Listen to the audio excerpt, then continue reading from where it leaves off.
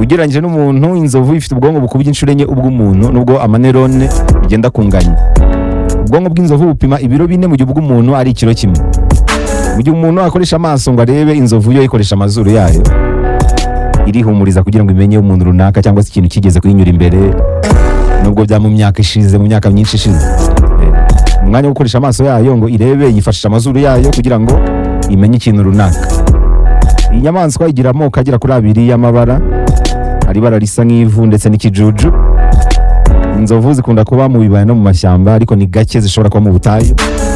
Kereka wenda ahantu habiri niho zishobora kuba mu butayu, nko muri Mali no mu majyaruguru ya Namibia niho honyine hari ubutayu bushobora kubonekamo amazi make, aho ngaho inzovu zahaba.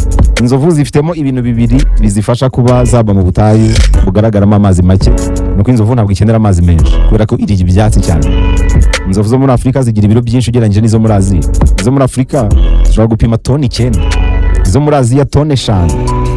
Impamvu zirutana nuko izi nzovu zo muri Afurika zigira amatwi manini azirinda izuba ugereranyije n'izo muri Aziya. Ikindi, izo muri Afurika zose zaba ingabo n'ingore zigira amahembe. Izo muri Aziya ingabo nizo zonyine zigira amahembe. Bihita bigaragaza rero impamvu ibiro birutana, kandi ririya hembe naryo riba riremereye cyane. Inzovu rero irarenze. Elephas cyangwa se elephant. Elephas ni mu Kigereki, ni ijambo n'ubundi risobanura ivory cyangwa se ivoire.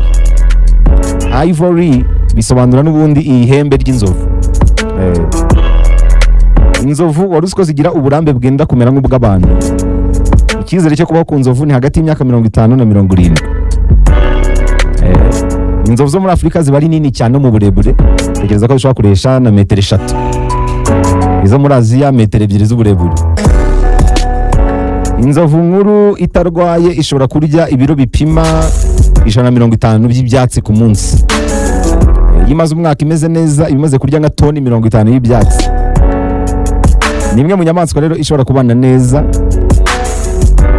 ikagira rero agashya kuko igira ubwonko bwibuka cyane nubwo hashira imyaka myinshi. Ubundi ushatse bavuga ko inzovu itajya yibagirwa. Niba hari umuntu wigeze kuyihemukira akiri muto nayo ikiri ntoya, ahantu hose muzahurire zakumenya. Mwaba mwarakuze uko mwaba mungana kose zakumenya. Ni zimwe mu nyamaswa nkeya zigira amarangamutima, zigaragaza umutima w'impuhwe mu gihe habaye nk'ikintu kibabaje rwose. Izuba ryabaye ryinshi, inzovu ni zimwe mu nyamaswa zibangamirwa naryo, uruhu rwazo rugasaduka. Akenshi ni handi zijya mu byondo kugira ngo zigumane agakonje, cyangwa se zikajya mu byondo zihingura udusimba dushobora kuzitondagira.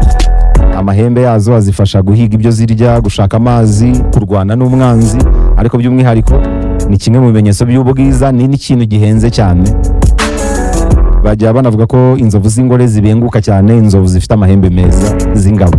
Nivana akarango k'ubwiza. Inzovu z'ingore ziba mu matsinda, hanyuma inkuru muri zo niyo iba ari umukuru wazo, niyo itanga amabwiriza yaho ziba umunsi ku munsi, ikamenya ibihe by'ikirere ku buryo imenya n'igihe zigomba kwimukira. Hanyuma mutonzi nicyo gice cy'umubiri gifite akamaro kurusha ibindi byose.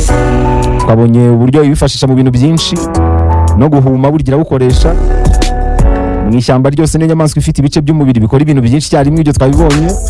Kuri ubu rero inzovu zirugarijwe cyane, biturutse kuko baziri mu kwicwa n'abantu bashaka amahembe yazo. Abantu baba bashaka amafaranga, we miliyoni 200 z'amafaranga y'u Rwanda ku ihembe ry'inzovu. Aya mahembe rero yifashishwa mu mitako ihenze cyane, ibigura akayabo iyo mitako zirahigwa rero.